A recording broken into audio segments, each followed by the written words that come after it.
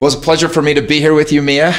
Congressman Mia Love, former mayor of Saratoga Springs and mother of three. Mother of three. You're a wife of one. Busy woman. Yes. Well, I appreciate the time. We have a couple things in common. One thing, I know that your parents immigrated from Haiti, and I've been to Haiti 3-4 times now. And I love Haiti. I first went down there to work, with an orphanage group. I went down and did some stuff with Operation Underground Railroad, which you have also helped out with. Yes. So do you go back often? I know you went with Sean and the group when they had to rearrest some of the bad guys with the judges down there. I went with Tim Ballard, and they were having some trouble with the judges that were bribed after they had arrested these horrible people that were exploiting these children. And they didn't know how to get back into the community because now these guys were let free.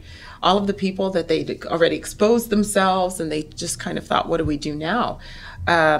So we knew that the operations couldn't continue if these people were out of jail, and that the community wouldn't help us if these people are out of jail. So I went to their little chamber also and talked about what was going on, exposed what was happening in Haiti, and I went straight to the president and told him, look, we're willing to help, we're willing to do everything we possibly can, but you've got to do the right thing. You've got to make sure that these people stay in jail, and the way that you do that is by ripping these corrupt judges off the bench.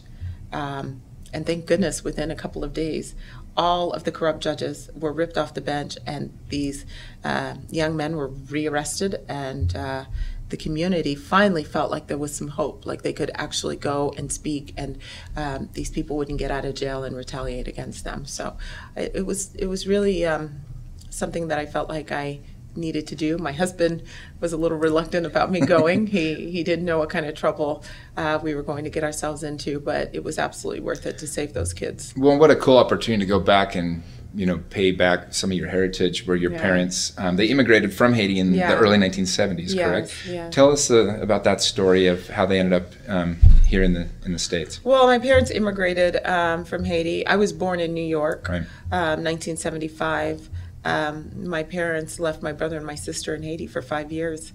They sacrificed all that time with their children so that they could be able to work, get their green card, get their citizenship. And it wasn't until I was about 5-6 years old that I met my brother and sister. My parents were living under dictator after dictator. It was Baby Doc, Papa Doc, I mean, you name it. So they knew that when they came to the United States that they were for, very fundamentally, less government, more people, because they came from a country where it was all government, and it was very hard for them to grow up and to thrive. My dad had an incident at the age of 14 where he ran away there was a group of people, and he ran with them, and he realized that they were being chased by someone that was known as a Tonton Macoute. Okay. And he hid from that person so long that when he opened his eyes, he found himself in this drainage pipe. And when he went home, his mom was surprised because in that time, if you didn't come home, you weren't going to come home. And so he said he never wanted to have that type of the same look that his mom had on his face, that if he was going to raise children, it was going to be outside, it was going to be in this America that they'd heard about.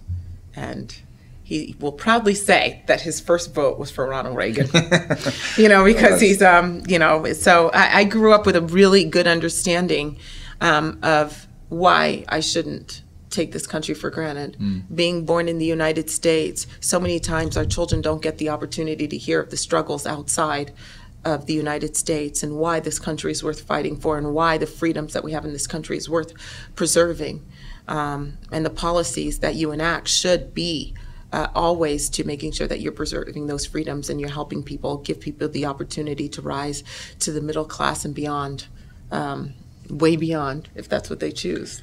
So, well, having been to Haiti a few times and seeing, the poverty of Haiti is extreme. I mean, I've lived in Mexico. I've been all over the world. I've been to over 50 countries. And Haiti, I think, maybe was the poorest country I've been to. So the opportunity that it's provided for your parents probably instilled in you in such a young age. And I always tell people that haven't world traveled, you don't really appreciate the United States till you go to a bunch of other places. That's right. Sometimes I feel like we're a little spoiled. Yeah, you know? I go to Israel and you see people shooting at you from every single angle, you know, at every border. And you know, these are young kids that go back and they, at the age of 18, and, you know, they fight in their military because they know that they wouldn't have that beautiful oasis if they allow, you know, those borders to be breached. There's something to be said about the tenacity and the strength of Israel. And what's great about Israel, which I think that we can learn from, is that they don't let their children forget. They don't let them forget about where they've come from and what it took, the cost that it took for them to enjoy the freedom and the lives that they have today. And so it's one of the reasons why I try and do everything I can to remind my children of our history, and that we didn't get here because we didn't have any struggles. We are here in this country with these benefits that we have because somebody paid the price for us. Yeah. Well, so and you've honored that tradition of your parents to install in you, you know, giving back and putting this time into the public service of being a congresswoman. Did you know when you were young, I mean, what was Mia Love like as a child? Were you always into the political sphere? No, absolutely not. This is not, you know, this is certainly not for the faint of heart, and certainly not something I said I wanted to do when I grow up. You know, I had other thoughts. You know, my background is in marketing. I actually have a fine arts degree. Yeah, so you have musical theater, right? Yes, and I have a Bachelor in Fine Arts, and you know that has led me to do a lot of product marketing. It's not enough for a KitchenAid to just kind of function well, but it's got to look really good too. And so there are a lot of different things that are out there in terms of marketing products. But you know, I had an issue, or we were having an issue in a community that we lived in, where my husband and I first bought our home. That started with a total infestation of mosquitoes, and of course I couldn't have that, so we had to go in and get it fixed. And then after that, it was just like, well, we're kind of isolated over here in Saratoga Springs. Mia, since you got this done, you should go and run for city council and represent us. And so I heard that voice in the back of my head where my dad said, hey, you're not going to be a burden to society, you're going to give back. And so I decided I was going to run for city council, and you know, started looking at some of the potential pitfalls that our city could have. We were all agriculture. There was no sense of trying to move towards a city that can grow and thrive on its own, and that could be sustainable. And so, really, the housing market crashed. The city was living on just impact fees and different things like that, and we thought this is just not going to be sustainable. So I ran for mayor, and we got our city on track. And that was in 2010, right? I was in, and we got to the point where our property tax paid for nothing but public safety. Wow. When I asked myself these questions, is it affordable, is it sustainable, is it my job? It came to lead to some really good policies. And I think that if we did that in Washington, is it affordable, is it sustainable, is it our job? And that would be the test for if we fight for or push for legislation, then we would be in a much better place, I think, especially when it comes to our debt. I love that line of thinking. You oversaw Saratoga Springs at a time. I'm in real estate, so I know where the houses are going in, where the houses are being built. I mean, it almost doubled in size from when you first probably moved there to by the time you were the mayor and at the end of your tenure. So was that growth hard to manage, or what are you most proud of as your time of mayor of Saratoga Springs? Look, I'm most proud of the fact that the city of Saratoga Springs is financially stable for the next 40, 50 years. I mean, not to say that someone can't come in and mess it up. Of course they can. There's always somebody who's coming that can mess it up. But you know, we have done everything we can to remove regulation that was stifling economic growth. So little things that would make a big difference in cost and be cost prohibitive for somebody to come in. We want to have as many resources in our city. We want people to be able to just step outside of their home, not have to go into another city to get those resources. So we worked on making sure that we were sustainable for infrastructure in terms of roads, and also making sure that we worked with our landowners and in securing 10,000 acre feet of water in perpetuity. It's, you know, Utah is a desert, and if you don't have water, you don't have For sure. life. Yeah. Right? So we were able to do that. Those were the first steps. And Saratoga Springs is thriving. I still live there. When I go to D.C., I come home every week because that's where my children live. This is where I want them to grow up. And I have a firm foot right here in my state and understand who I represent and what they want me to do. No, I think that's great. Well, when you, after being the mayor of Saratoga Springs, you decided to run for Congress against Jim Matheson, and he held that seat for quite a long time, and you came very close to beating him. 768, who's counting? It's less than 1/3% for those that don't understand the small amount of votes that was. What was it? How did you come back from that defeat? I mean, that obviously had to have been difficult. What was your feeling in the time, and how did you decide to come back from that and run again 2 years later? Well, that's two-part, because another thing I want to talk about is the backside of that and how things are different from today and from then and today. Jim Matheson was well-loved. His father was a governor. And there are just a couple of things philosophically that we thought different. I mean, he was a Democrat. I'm a Republican, always have been, always will be. And there were just some philosophical differences. One of the things during that time is the implementation of the Affordable Care Act, which was, we all saw was going to be completely unsustainable. It's very difficult for people to have access to health care because of the rising cost of premiums. And we see that today. The premiums continue to rise. But that race was really, it was really interesting. Again, it was, my neighbors and other people that got me in this mess. They said, hey, you were able to do this in Saratoga Springs. Let's see if we can get somebody in Washington that can apply those same principles. And so I ran, and we lost. And that was difficult, but one of the things that I felt like that I do in my job is to, first of all, be a mom. And I wanted to teach my kids that failure isn't final, that it's important for you, as long as you believe in what you're doing and you're using your gifts and talents for the betterment of others, you get up and you make yourself heard and you make yourself available and vulnerable. And that if they're not getting up, if they're not speaking up, if they are not making their voices heard, then someone inferior to them is going to do it for them. And that's what this is about. If I'm not in the seat, a Democrat is in the seat. That's just the bottom line. And so I've got to do everything I can to make sure that I'm an example to my children. And I think that one loss was probably the best thing that ever happened, because I was able to show my children that, one, you get up and you do it again and you believe in your convictions and you go out and you plead your case. And two, we've been able to do some great things for people like the Holts. Right. Who That's one story I definitely want to dive into. Josh Holt, you're talking about, he was the prisoner in Venezuela. Right. And you took a huge role in getting him free from that. Gee, it's really quite interesting, because that was one that I took very personally. How did you get so involved with that? Well, his mom called me and said, we have a problem. And she ended up speaking to my district director. And so I already knew some of the issues, and she said she was inconsolable as a mom. And I remember the one thing I hope I don't get like, I remember when she called me and she was just like, I don't know what you can do. Let me know. We're not getting any information from the State Department. I remember at one point I said to myself, how would I want my representative to behave if that were my son? And from that point on, I looked at the situation with Joshua as if that were my kid.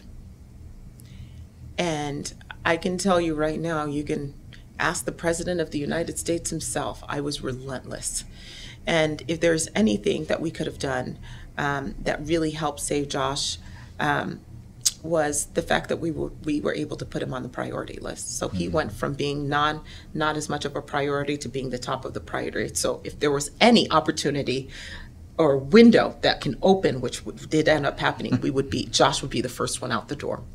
So when we heard that Maduro was really willing to talk and wanted to have some sort of conversation with the United States, we pretty much said, well, we're willing to have a conversation, but you have to show us that you're going to be open to having a conversation. How about releasing one of your prisoners, Joshua Holt? So Senator Corcoran was on his way to Haiti, and we said, stop, you can't go. He's like, well, I can get back to Venezuela on Tuesday. We said, no, go now. He was actually en route at that point, and the closest person that we can get there. And so he was en route, and they were working, and then the president gave me a phone call.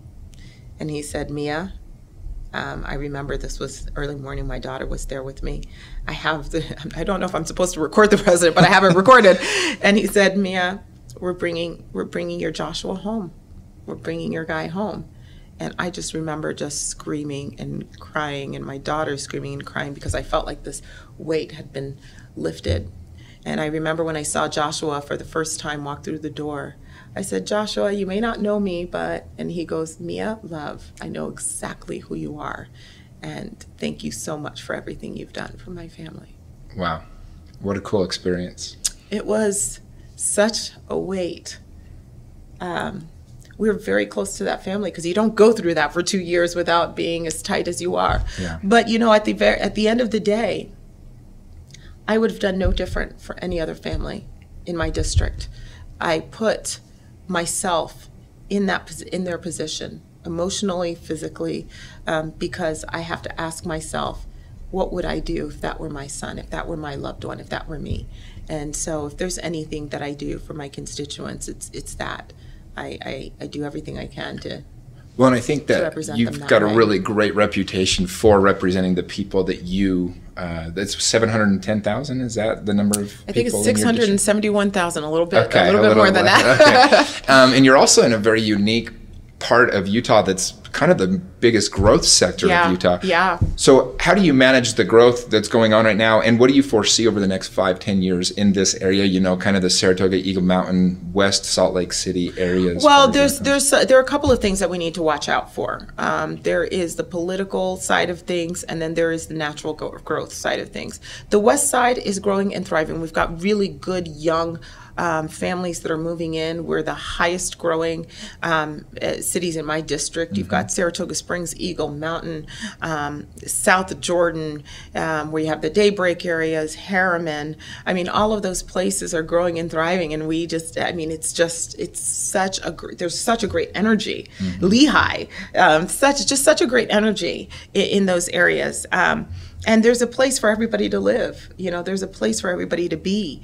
And one of the things that is concerning me is this thought. I am on financial services, and the former director of HUD, which was one of the Castro brothers, actually came in with the ruling that they were going to diversify America. And their plan was to try and get as many high density areas in some of these suburb areas so they can flip some of the electoral votes there. Got it. And so I think it's really important for us to understand that there is this effort that's out there.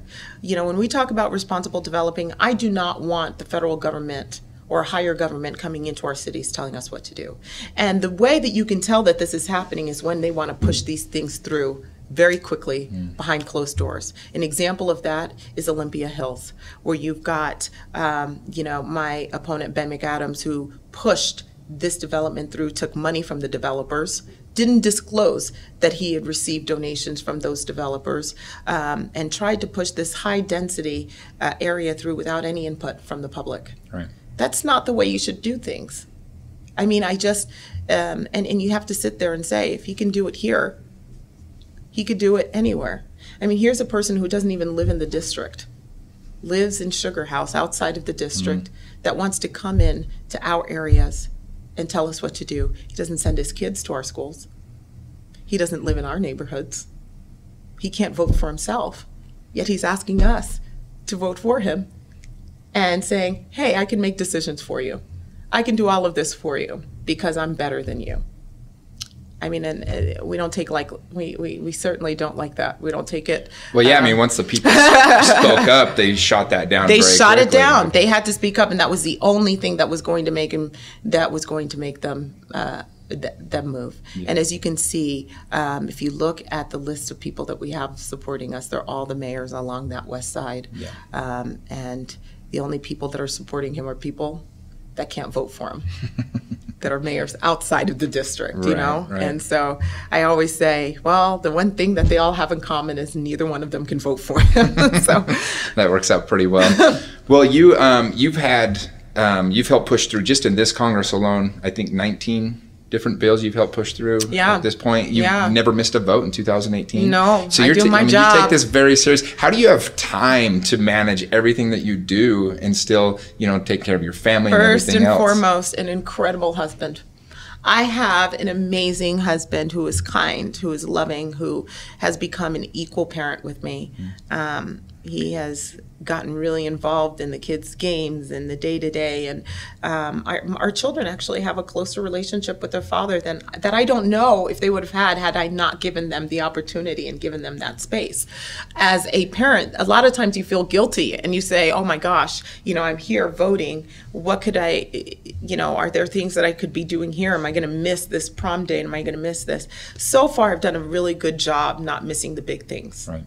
And also, I've done a really good job bringing my family into this electoral process and into this government process. I've taught my children, just because somebody makes you angry, history is going to judge you for what you do. Mm-hmm. Those are great examples. And the other thing also is, by example, I've taught my kids that the world doesn't revolve around them, right? The best way that you could teach your children is by example, and say, you use your gifts and your talents for the betterment of society. My children know this. So how do I balance it all? My kids have learned to take care of each other. Mm-hmm. It's a team effort where somebody's not able to be there, somebody else jumps in. Well, I think I grew up with 7 kids in my family. My mom was a school teacher. She had to, work and things like that. And it was funny because I did a podcast with one of my friends from high school, and we were relaying a story when basically I had to struggle for lunch money sometimes. Yeah. But my greatest gift was that I learned to hustle, and I learned to work with my brothers and sisters and my friends and all these things. And it's created all these amazing relationships in my life. And my mom kind of at first she was kind of like taken back, like, oh, I wish I would have worked harder. I'm like, no. You were there for the things that mattered. Right. And you gave me the opportunity to grow and learn these things. I think what you said is, your kids, when they see you passionate about something, that's the best gift you can give them. Like my mom's passionate about her job. She's passionate about the country. Those are the things that they're going to be noticing and growing from that. So I think it's a great gift that you're giving them. Yeah. And you take the good and bad. This is the other part that I was going to talk about, in terms of, we see the benefits of some of these things, but also what's unfortunate is that my children see some of the negatives of the incivility that we've seen, the hatred that we've seen. We've forgotten that there are actually people that are out there that want to see us harmed, that want to see us dead as a country, right? Yeah, so sure. that we should come together and work together on these things. And I believe that American democracy is at its best when two people are together talking about what they're for. But one of the things that we have seen is some of that hatred coming in and taking out on even some of my children, in terms of their times where they would be with their friends and they would find somebody just taking pictures of them. My daughter, who was on her way to school, all of a sudden a car stops and somebody runs across the street and says, I want you to tell your mom that I'm supportive of Planned Parenthood. The only reason why I'm mad at them is if they'd done their job a long time ago, you or she wouldn't exist. Those types of things are just, to me, unacceptable. Yes. And at some point, she could get upset and she could be really, she could sit there and be angry. And, what I have to tell Abby is that, you do not judge what people have got going on, and you don't allow them to make you feel a certain way. Mm. You have the power and the ability to set an example, even at the age of 14. And her friends ended up saying, well, she actually told that lady, her response was, I I'm 14. You should probably talk to an adult about your issues. That's such a great Which answer. I thought was the best answer, and it was a mature answer, and I was really proud of her for doing that. But, you know, we have to start being kinder to each other. Yeah. 9/11, it was a great example. Just going through every time I think about, every year when I think about what happened at 9/11, such a tragedy, such a horrible day. But 9/12 was an inspirational day. It was a day where we as Americans knew that we needed to be united and that something horrible had happened to us and that we were going to be a country that was going to stand together to face our enemies. One thing I love about your platform as I've followed you over the years is you're very much about taking responsibility for your life, right? I mean, you can play any victim card you want to play, but if you do that, I mean, even if you're right, it doesn't serve you, and that's kind of the problem, right? So I really appreciate when people, you know, like yourself that say, look, here's what I wanted to do with my life, and here's where I'm going, and I've built something towards that way, and anybody that wants to do the same thing can, because we live in America. So. Absolutely. And this is not about, this in the America that I know, this is not about victimizing people, right? We can always say, hey, you're not getting this because somebody else took it from you, or somebody else is not No. We have to sit there and say, this is what we're going to do. This is how we're going to get it. And no one's going to be able to affect the way I do this. I am not going to be a victim. I personally am very comfortable in my skin. I know who I am. I know what I stand for. I'm able to be honest and to just express without apology the values of my district. I've earned the respect and the trust of my colleagues. That's why when I go on the floor and I vote, I'm not just one vote. I bring people to come along with me. And, you know, this whole political environment, people will seek to try to destroy you. They will try to attack your integrity. They will try and put out lies. They'll try and do everything that they possibly can. And they can continue to try, but I know who I am and my constituents know who I am.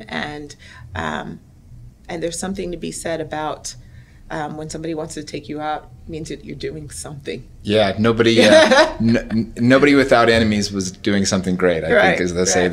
Well, you've got the election coming up on November 6th. We'll definitely have this out well before that so people can hear. We need everybody to get out and vote. Get out and vote because, you know, if we make no mistake about it, if the House turns and we lose control of the House, Nancy Pelosi will be the Speaker of the House. That's the bottom line. Well, is there anything else you want the voters of Utah to know as far as you personally that maybe we didn't cover here? I mean, you have such an amazing story. I think everybody's somewhat familiar with who you are. Your name recognition is as high as anybody, I think, in the entire state. Was there anything else you want to tell your audience as we wrap it up? I would just say that I want them to, when they think about going to the ballot and they think about going to vote, you think to yourself, who has your back?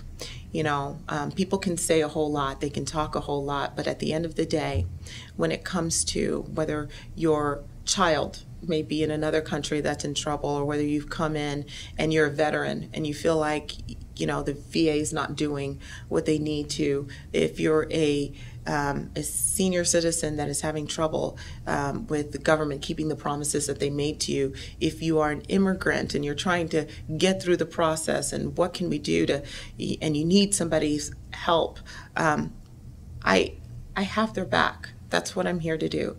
They're not just mainly constituents. These people have become my friends. I'm completely invested in their personal lives. And that's what I do. I fight hard for them. Well, it's inspiring. Thank you so much for your time. This was awesome. And thank you. Good luck in November. All right. Thanks, Mia. Thank you.